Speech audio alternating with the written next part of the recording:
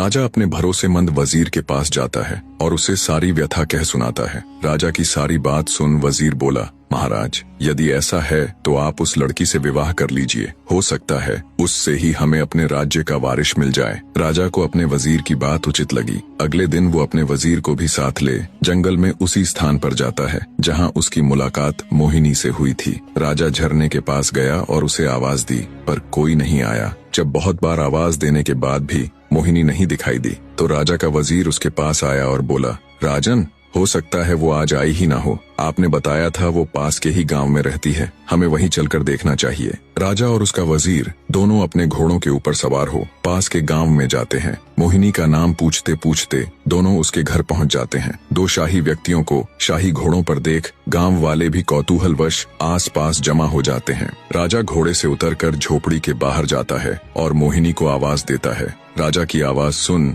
जब मोहिनी रोनी सूरत ले झोपड़ी से बाहर आती है तो उसकी आंखों में आंसू थे। जब राजा ने कारण पूछा तो एक गांव वाले ने बताया, महाशय, इस दुनिया में सिर्फ इनकी माँ ही थी, आज उनका भी स्वर्गवास हो गया। अब बेचारी रोएगी नहीं तो और क्या करेगी। इतना कह गांव वालों ने राजा से उनका परिचय मांगा। आप बताइए, आप लोग कौन हैं? गांव वालों के पूछने पर वजीर ने राजा का परिचय दिया तो पूरे गांव में खलबली मच गई। सभी ने मिलकर राजा का स्वागत किया। गांव के मुखिया से राजा ने कहा, अगर आप लोगों को कोई आपत्ति न हो तो मैं मोहिनी से विवाह करना चाहता हूँ। राजा की बात सुन मुखिया खुश होता हुआ बोला, महाराज, हमारी बेटी राजरानी बनेगी, हमारे तो भाग्य खुल जाएंगे। गांव वालों ने जल्दी जल्दी सारी तैयारी करके राजा और मोहिनी का विवाह करवा दिया। राजा ने अपनी 7वीं पत्नी अर्थात मोहिनी का नया नाम कर्ण किया, राजलक्ष्मी। विवाह के पश्चात गांव वालों ने खुशी खुशी राजलक्ष्मी को राजा के साथ विदा कर दिया। राजा अपने वजीर और 7वीं पत्नी राजलक्ष्मी को लेकर राजमहल आ जाता है। जब राजा की पहले की 6 पत्नियों को इसकी खबर लगी तो वे जल भुनकर राख हो गईं। ऊपरी मन से उन्होंने नई रानी